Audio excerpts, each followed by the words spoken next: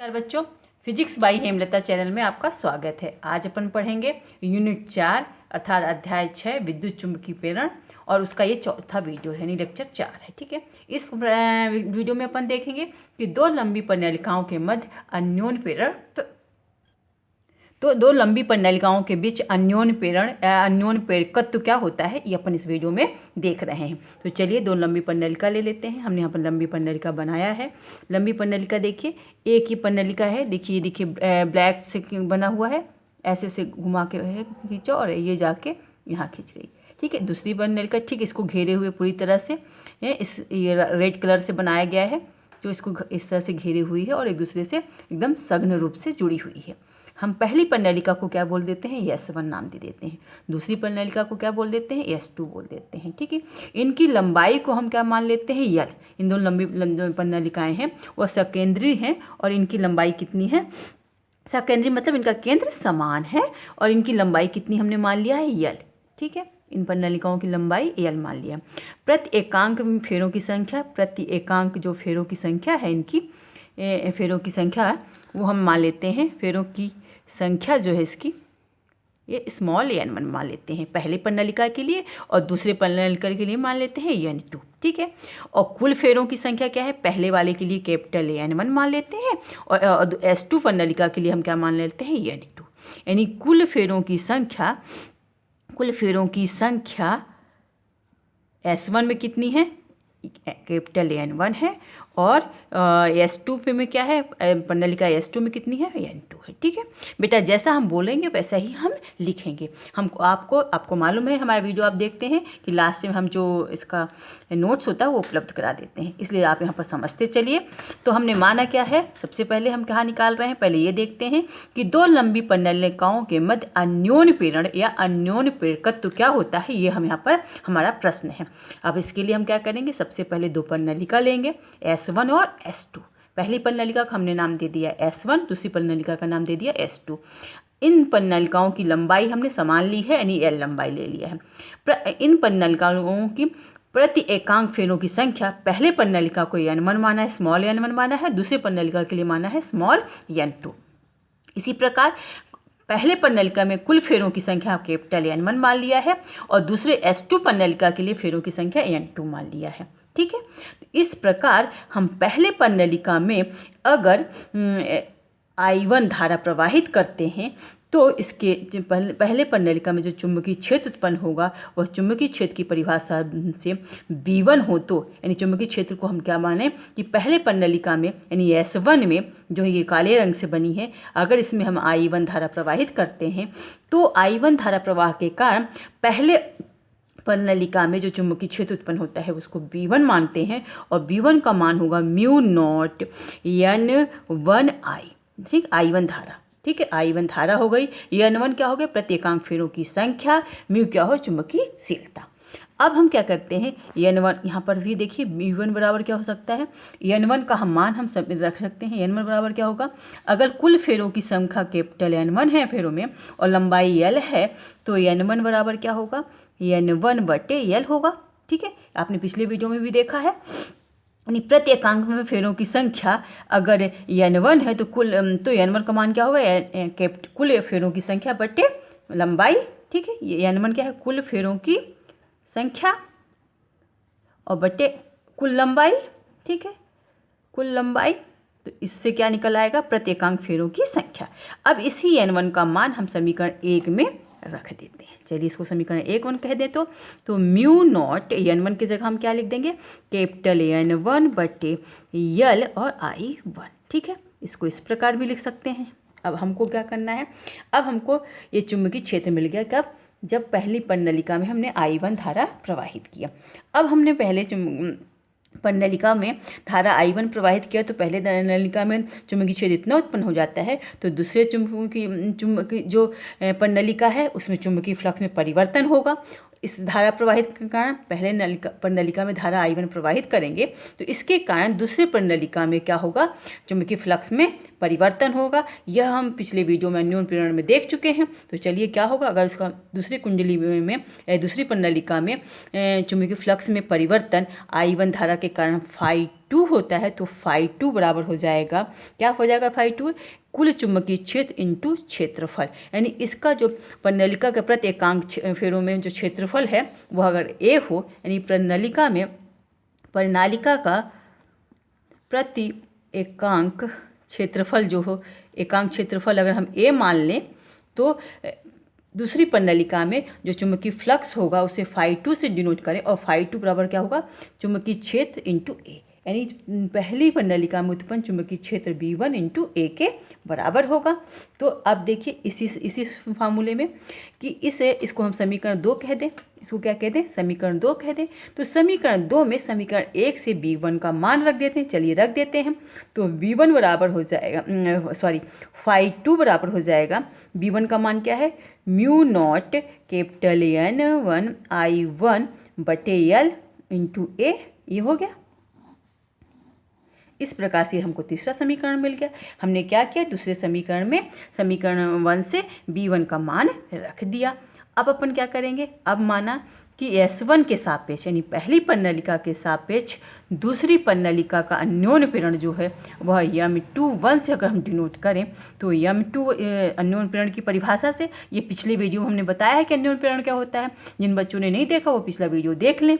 तो अन्योन्य पीड़न की परिभाषा से हम जानते हैं कि M21 यानी इसको यह क्या है, S1 के सापेक्ष यानी पहली प्रणालिका के सापेक्ष दूसरे प्रणालिका का अन्योन्य पीड़न गुणांक को अगर हम M21 से डिनोट करें तो M21 बराबर क्या हो जाएगा, M21 बराबर होता है, चलिए M21 बराबर हो जाएगा N2 इंटू फाई टू, ठीक है, बटे धारा I1, ठीक है, जहाँ N2 क्या है, द्वितीय कुंडली में फेरों की संख्या, फाई टू क्या है, चुंबकीय फ्लक्स में परिवर्तन द्वितीय कुंडली में, और I1 क्या है, धारा प्रवाहित पहली कुंडली में, पहली प्रणालिका में बहने वाली धारा, ठीक है, और N2 क्या है, दूसरी प्रणालिका में कुल फेरों की संख्या, और I1 क्या है, पहली प्रणालिका में बहने वाली धारा, या अन्योन्य पीड़न के परिभाषा से ये हम जानते हैं, और ये इसका वीडियो आपको मिल चुका है। तो इस परिभाषा से, इस सूत्र से हम यहाँ पर फाई टू का अगर मान रख दें तो हमको S1 यानी पहली प्रणालिका के सापेक्ष दूसरे प्रणालिका का अन्योन्य पीड़न प्राप्त हो जाएगा। तो चलिए, तो M21 बराबर अपन लिख सकते हैं N2, ठीक है, N2 और mu naught N2 phi to का मान रख देंगे तो mu naught N1 I1 A बटे I1, ठीक है, I1 कैंसिल हो गया, तो M21 का जो मान आया वो क्या आया, N1 N2 mu naught A बटे, आया कि नहीं आया बेटो, और बटे L, फाई का मान कितना था, L भी था, ठीक है, तो यहाँ पर L का L आ गया अपना का L, इसको अपन अंडरलाइन कर लें, ठीक है, इस तरह से अपन ने अंडरलाइन कर लिया, ठीक है। इस तरह से पहली प्रणालिका के सापेक्ष दूसरी प्रणालिका का अन्योन्य पीड़न का जो मान आएगा वो mu naught N1 N2 A बटे L प्राप्त हो गया, ठीक है। इसी प्रकार से हम दूसरी प्रणालिका के लिए भी अगर S2 के सापेक्ष S1 का अन्योन्य पीड़न निकालें तो उसको देखिए कैसे निकालते हैं, उसके लिए भी ऐसे ही मानते हैं। चलिए फिर से मानते हैं, तो ये पहला फार्मूला कौन सा मिल गया, यानी चौथा फार्मूला हमको मिल गया, चौथा जो सूत्र मिला हमको वो क्या मिला कि S1 के सापेक्ष S2 का अन्योन्य पीड़न, यानी पहली प्रणालिका के सापेक्ष दूसरे का अन्योन्य पीड़न। तो इसके लिए अपन ने सबसे पहले क्या किया कि सबसे पहले हम क्या किए, देखिए हमारे फिगर में कि पहले कि हम पहली प्रणालिका में I1 धारा प्रवाहित किया, ठीक है, धारा प्रवाहित करने पर पहली प्रणालिका में देखा कि चुंबकीय क्षेत्र कितना उत्पन्न होता है, B1 उत्पन्न हो गया। तो B1 को हम क्या लिख सकते हैं, B1 में हम N1 का प्रति एकांक फेरों की संख्या का मान रख दिए, तो इस तरह मिल गया। अब इस पहली प्रणालिका में धारा I1 प्रवाहित करने के कारण दूसरी प्रणालिका में चुंबकीय फ्लक्स में कितना परिवर्तन, उसको लिख लिया। अब चुंबकीय फ्लक्स मिल गया हमको द्वितीय कुंडली में, द्वितीय प्रणालिका में, और पहली प्रणालिका में चुंबकीय क्षेत्र मिल गया। तो हम अन्योन्य की पीड़न की परिभाषा के सूत्र में फाई टू का मान रख दिए। फाई टू का मान रखने से हमको क्या हुआ, S1 के सापेक्ष S2 का अन्योन्य पीड़न या पहली प्रणालिका के सापेक्ष दूसरी प्रणालिका का अन्योन्य पीड़न प्राप्त हो गया। इसी प्रकार से हम दूसरी प्रणालिका के लिए सब करते हैं। तो दूसरी प्रणालिका में हम क्या करते हैं कि किसी क्षण दूसरी प्रणालिका में धारा I2 प्रवाहित कर देते हैं। क्या प्रवाहित करते हैं, धारा I2 प्रवाहित कर देते हैं। तो धारा I2 प्रवाहित करने पर अगर हम दूसरी प्रणालिका में धारा I2 प्रवाहित कर देते हैं तो उसमें भी चुंबकीय फ्लक्स में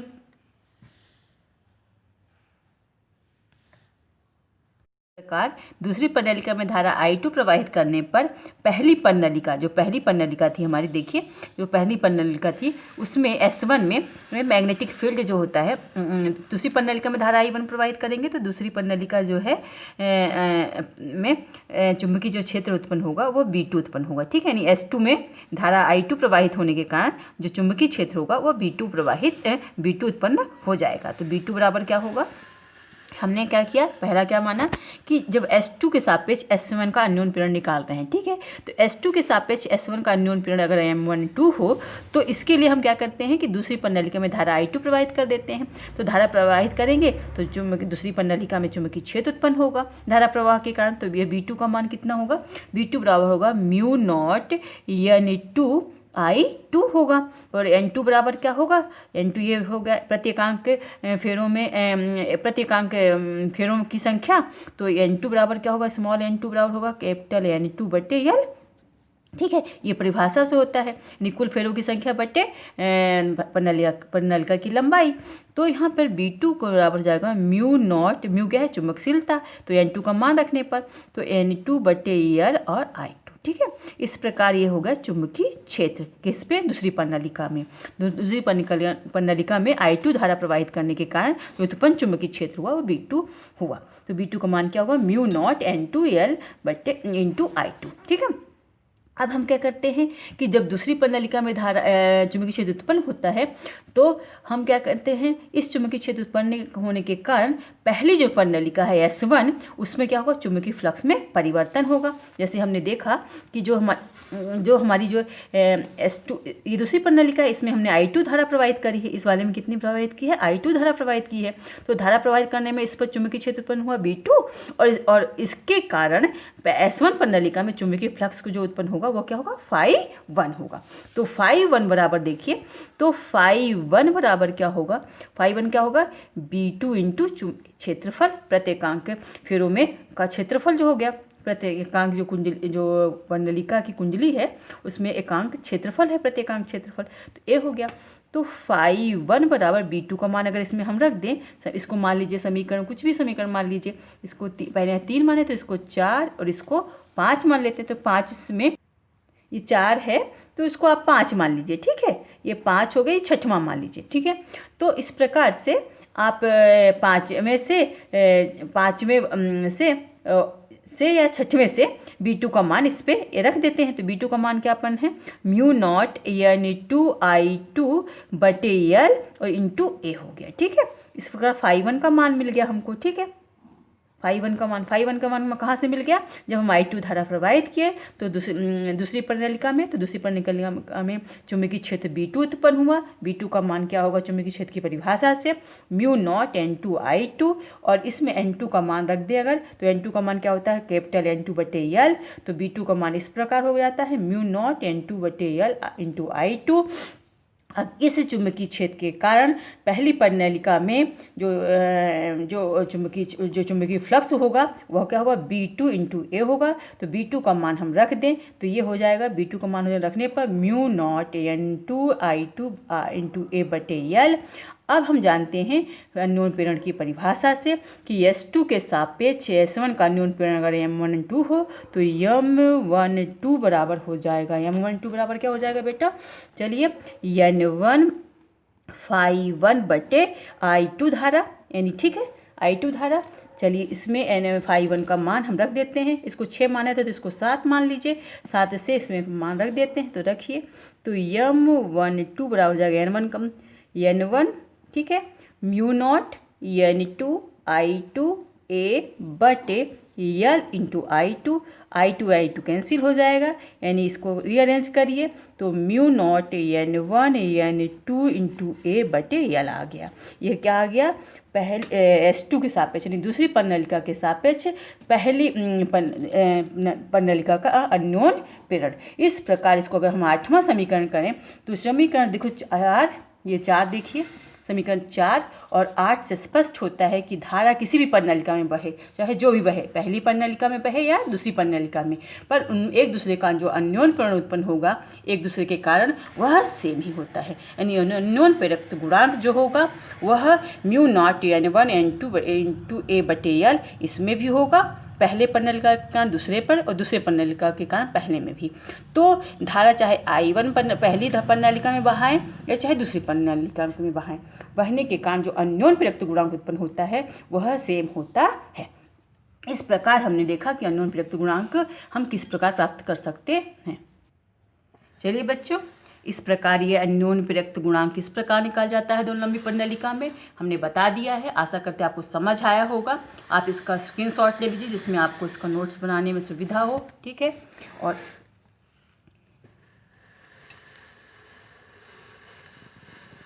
देख लीजिए बेटा बच्चों, इसका नोट्स बना लीजिए, स्क्रीनशॉट ले लीजिए। यहाँ पर जहाँ भी समझना है आप कमेंट सेक्शन में ज़रूर लिखिए और कमेंट करके बताइए कि हमको यहाँ पर समझ नहीं आया है, हम इसका निदान जरूर करेंगे।